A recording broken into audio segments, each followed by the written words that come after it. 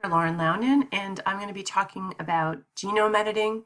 I'm going to tell you the definition of genome editing. I'm going to give you 3 reasons for doing genome editing. I'm going to tell you about 4 technologies, or the names of 4 technologies important in genome editing. And I'm going to talk about the 2 shared properties that all of those technologies have. So 1 definition, 3 reasons why, 4 methods, and 2 shared properties. Genome editing means to change the genome, and you could change the genome by deletions, insertions, modifications, or replacement of genetic information. And you're changing the genome within an organism, a living organism's entire genome. So this is something that we do to cells, for example, stem cells, or in some cases, and this is highly controversial, this could be something that we would do in germline cells, and therefore those changes would be inherited and transmitted into all the offspring in future. So there are other names for genome editing. For example, it's sometimes called genome engineering or gene editing. Those are all names for the process that I'm addressing here. This topic falls within the realms of biotechnology or bioengineering, and also synthetic biology, depending on who's doing the engineering and what the purpose of it is. It is a highly controversial topic, particularly as we are considering, as I said, the possibility of changing human biology in this manner. There are a lot of ethical issues associated with it, and I'm not going to talk about those despite their importance here. So why would we want to edit the genome? I said that I would give you 3 reasons, or 3 example reasons why. So for one reason, we might, through genome engineering, be able to treat or cure diseases like sickle cell anemia. So sickle cell anemia is a genetic condition that affects millions of people in the world. Millions. It's caused by a mutant allele for the beta subunit of the hemoglobin protein, the protein that's responsible for carrying oxygen in our blood. When a person has 2 copies of the mutant allele, they have copies that contain a point mutation such that they have one particular codon altered from being a wild-type GAG sequence into a mutant GTG codon. It's a single adenine to thymine switch, just one tiny nucleotide switch. This tiny change, however, means that instead of having a glutamic acid as the amino acid in position 6 of the amino acid sequence in the beta subunit protein, instead they have a valine. And this small change fundamentally affects the hemoglobin protein itself in such a way that it causes the hemoglobin protein to enforce a sickling shape on the red blood cells that contain it in individuals that have this condition. If you have 2 mutant alleles as your only copies of this gene, then you have sickle cell disease, which causes severe, severe pain, cardiovascular disease of many varieties, and generally early death.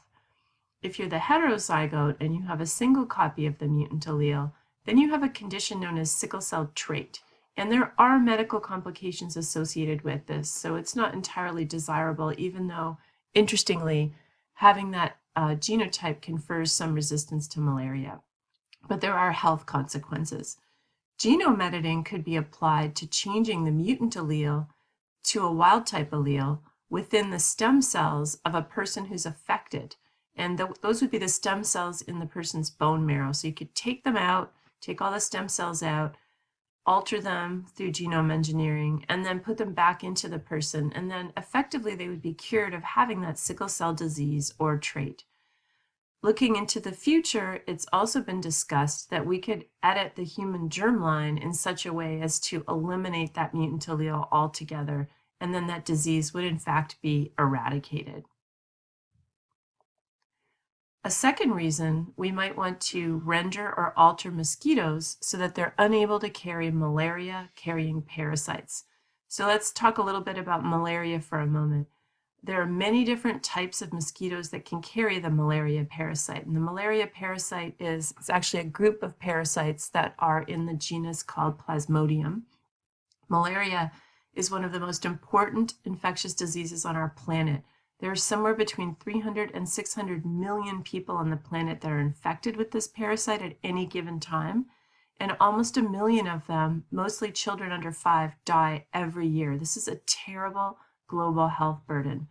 The parasites, as I said, that cause malaria are a few species of the genus Plasmodium, and they are entirely dependent on mosquitoes for their transmission and also for allowing them to sort of become infected.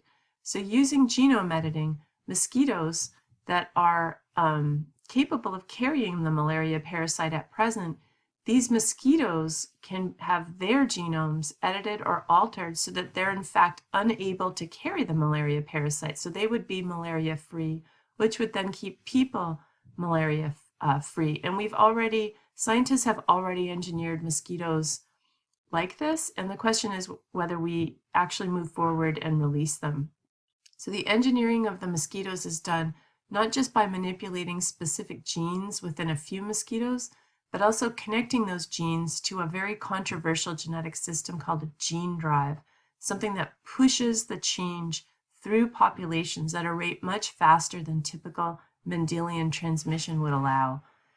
Again, all of these issues are ethical or have an ethical side. So changing a natural population is highly controversial. There are ethical issues here, but doing this would have the potential to reduce or eliminate serious diseases like malaria and others such as dengue fever. So that's 2 reasons why we might want to consider or apply genome engineering. A third is also related to human health, and this is that using genome engineering, scientists have already engineered rice, which is one of the most abundant food sources on the planet, into varieties that are called golden rice, and one is shown over here on the right. And this golden rice has been engineered through genome editing so that it produces really high amounts of something called beta or beta carotene. Beta carotene is a precursor to vitamin A. Turns out that vitamin A deficiency affects somewhere between 190 million people to 200 million people. That's right, I got those numbers right. 190 million to 200 million people a year are vitamin A deficient. This deficiency actually kills close to 2 million of them yearly, and it causes 500,000 people on the planet to go blind. So this is a pretty serious health burden, and if people could replace regular rice with this golden rice, then there would be far less vitamin A deficiency, and many of these deaths and blindnesses and other adverse health consequences could be avoided. So there are 3 specific examples of why genome engineering could potentially benefit humans on the planet. I said I would also tell you about 4 technologies that can be used for genome editing and 2 ways that they are the same. And so here are the 2 ways that all genome editing technologies are the same. This is the common ground that you can look for. That is that all of them rely on proteins called nucleases, which I've discussed with my classes before. Nucleases are enzymes that can specifically cut DNA. All genome editing technologies have nucleases as part of their system. They also all utilize DNA repair systems in order to do this. So they use DNA repair systems in such a way as to cause a mutation or genetic change that is desirable. So in order to edit a genome, you have to know first precisely what you want to change. So you need a specific target sequence. You need to cut the genome at exactly that sequence. You don't want to have any off-target cutting. And then you have to control how that cut is repaired. So nucleases are the enzymes that do the cutting, and these are generally all endonucleases, similar to restriction enzymes discussed earlier in my classes. And then the DNA repair is accomplished by the proteins that all cells have for double-strand break repair, either homology-directed repair, HDR, or non-homologous end joining. So technologies for genome editing are relatively new. So we're talking about genome engineering kind of coming online in the 2000s. It follows up a long history of what's called genetic engineering, which started back in the 70s, most specifically in 1976 with the founding of a very large biotech company called Genentech, still around today and still really active and important in genome editing. Genetic engineering back in the 70s is what gave us the ability to produce recombinant insulin instead of getting the insulin that we used to treat diabetes simply from pigs, which had all kinds of problems associated with it. In genetic engineering, you take new genetic sequences and you put them into an organism that didn't have them before, like E. coli. But you do this somewhat randomly. So for example, you take a plasmid that contains the sequence for a human insulin gene and you stick it into a bacterium, but you aren't really precise about where you're putting that plasmid. You're just adding it to the organism. This is different than genome engineering or editing, where you're being incredibly precise about the changes that you're making in an organism. I also said I would give you the names of 4 genome editing technologies, and here they are: meganucleases, zinc finger nucleases, TALEN, and CRISPR/Cas9.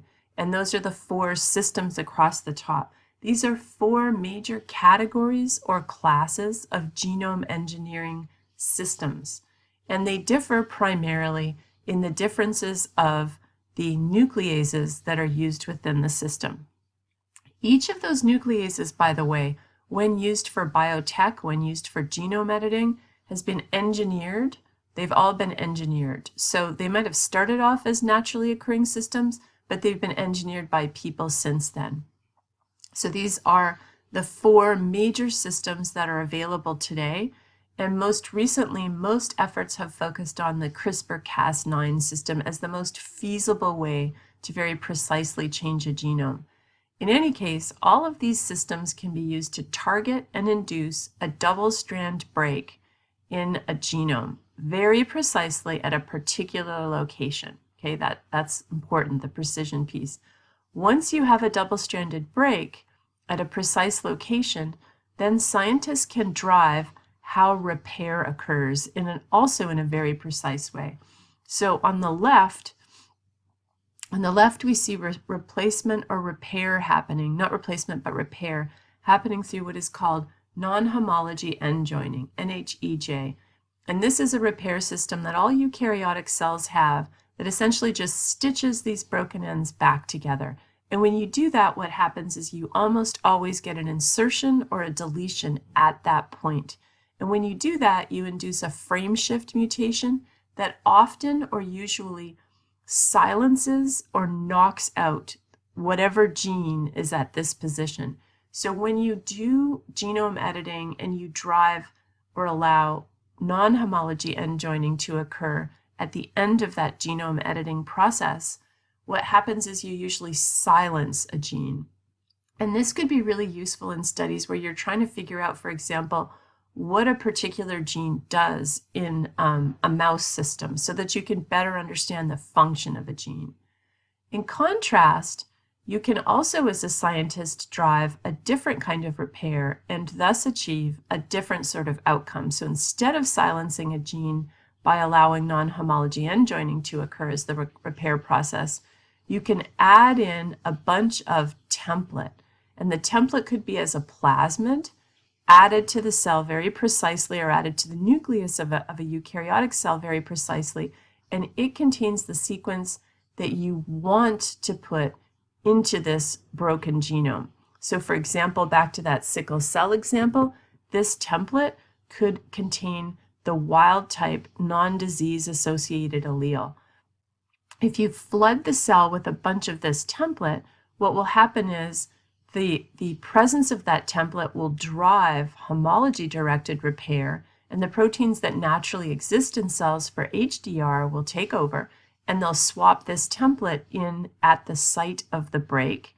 And that happens in a very precise way where you'll get a lot of cells on the other side that are corrected and that contain a functional working gene that is exactly what you added in as the template.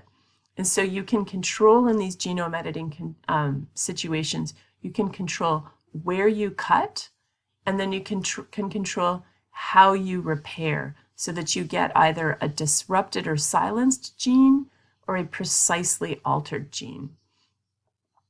And that concludes this mini lecture. I've given you one definition, 3 reasons why, 4 technologies, and 2 commonalities, nucleases and repair systems.